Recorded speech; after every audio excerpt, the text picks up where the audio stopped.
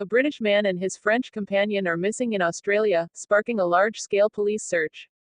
The alarm was raised when passers-by found items belonging to Hugo Palmer and Erwin Ferriot, both 20, on a beach north of Sydney on Monday, authorities said. Police searched the location, Shelly Beach, and discovered the pair's rental car nearby. Other personal items, including travel documents, were found in the vehicle. Police began ground and water searches on Monday, but they have not found any sign of the men. The pair had arrived in the region on Sunday, said the local Port Macquarie News, which reported that Mr. Palmer was from East Sussex. Police INSP Michael Aldridge told the newspaper that recent surf conditions had been rough.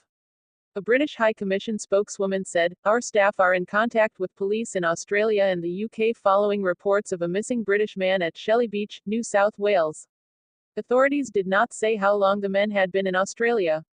Shelly Beach is a popular surfing and walking site in Port Macquarie, located about 380 kilometers (250 miles) north of Sydney.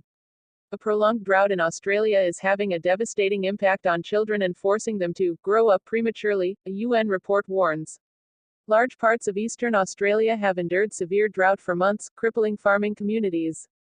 Children in these areas are resilient but endure a growing psychological toll, said the UN's Children's Agency. Many children have long and stressful days that involve witnessing strain on their parents and animals, UNICEF said. Workloads for children on and off farms have increased substantially, leaving little time for schoolwork and almost no time for play, sport or other recreational activities, the agency said in its report. One high school student told researchers, "Before the start of this year I'd never shot a lamb in my life, and I've done probably about 50 or so this year. It is just normal now." Quote. Others described high levels of stress at home, with one girl saying, "You're walking on eggshells." UNICEF released the report on Tuesday after interviewing children aged 5–16 from rural communities in New South Wales, a state that is entirely drought-affected. Entire Australian state declared, in drought, living with the strain of a devastating drought. What else are children coping with? A lack of quality time spent with parents and siblings, fears about their future education and job prospects, feelings of exhaustion.